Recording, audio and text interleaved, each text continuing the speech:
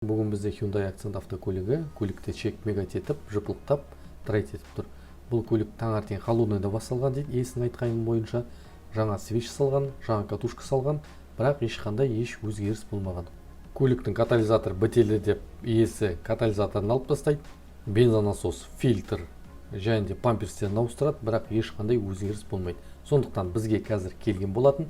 Бірінші свичтен тексереміз. Және де катушкасын тексеріп, проблема табылмаса, проблема бізде белгілі компьютерден болуы да мүмкін. Компьютерді мен шешіп алған болатынмын. Компьютер дәл осындай болып келеді.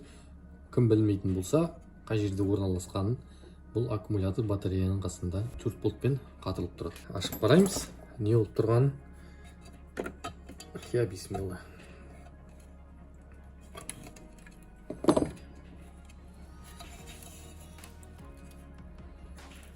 Бұрын ремонтталған соң кішкене жеңіл ашылды деп айтсақ та болады. Силикондар жібермей тұр. Кесіп өтем.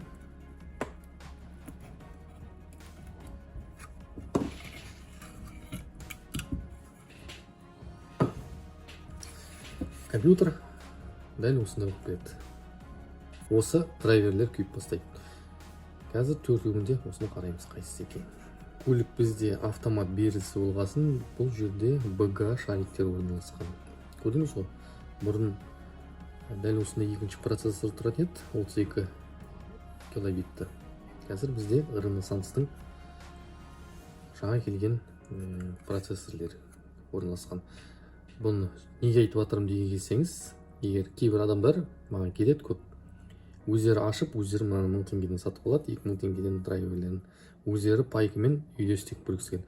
Сол кезде мына панельді тартқанның кесірінен мына кішкентай шарик мынау жұлынып кетеді, или 1-2 шариктер шығып кетеді. Содан кейін мына пайкілеп, иесі пайкілеп көлікке қыздырайын десе, қызады көлік, бірақ автомат берілісі теуіп салынады.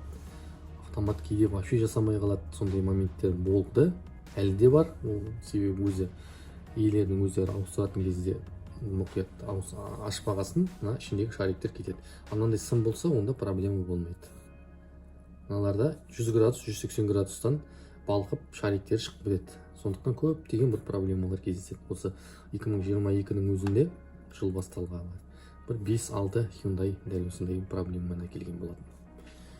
Ендеше мен көп сөйлеп кеткен болам. Қазір мына микросхемаларын қарайық, қайсысы екен мультиметрмен, диодный прозводкпен тексерем.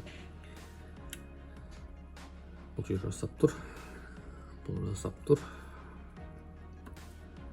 База эмиттерлер почти барлық жасап тұр, бірақ база коллектормен.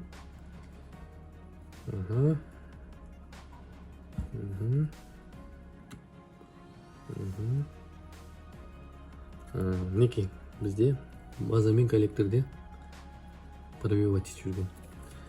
Мына драйвер жасамайды. Жаңа мен байқағаным, бұрын ашылды дедім ғой. Мен ашылған кезде мына жерде судың іздері бар. Былай бұзынан аққан су. Мына жерден су кірген.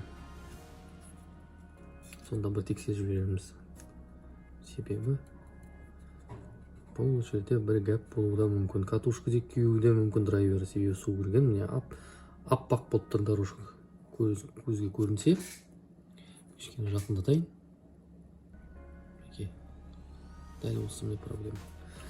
Ендеше бұны қазір алып тастаймыз, сосын прошивка өшеміз.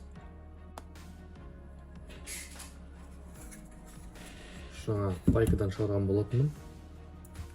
Өзім кетіп кеткені уатылып шықты. Оны жерге қоямыз.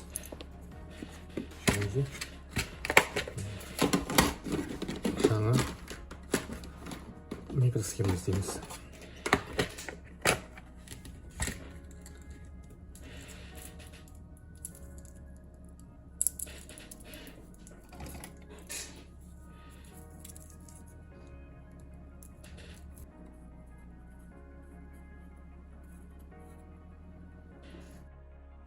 Бұл көліктің компьютерін қазір Euro 2 стандартына өткізіп жатырмыз.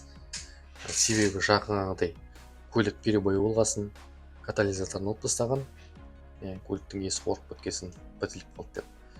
Одан кейін чек жанып кетті дейді, катализатор, бедная смесь, богатая смесь жанып кетті дейді, коробка, автомат коробка теуіп бастады деді, сөйтіп тупить етіп бастады деді. В общем, жүрмей бастады дегесін біз қазір Euro 2 программасын қоятын боламыз. Қазір сток оқып, сосын орнына арнайы тюнинг жасалған, катализатор жоқ лямбда зондтарын алып тастаған және автомат берілісі теппейтін прошивка арнайы бір заказбен қойып береміз. Одан кейін көлік бұйырса жақсы өтеді. Дәл осылай міне прошивка және жөндеуден көлік өтті, компьютер. Сондықтан ағайын, сізден тілейтінім лайк басып, комментарий жазып кетсеңдер, қолымнан келген бар білгенімді видеоға түсіріп, сізбен бөлісіп жатқан осы менің кішігірім, қалай айтсам болады, күнделігім деп айтсақ та болады. Баршаңызға да рахмет достар. Жаңа видео салғанша дейін бірге болайық.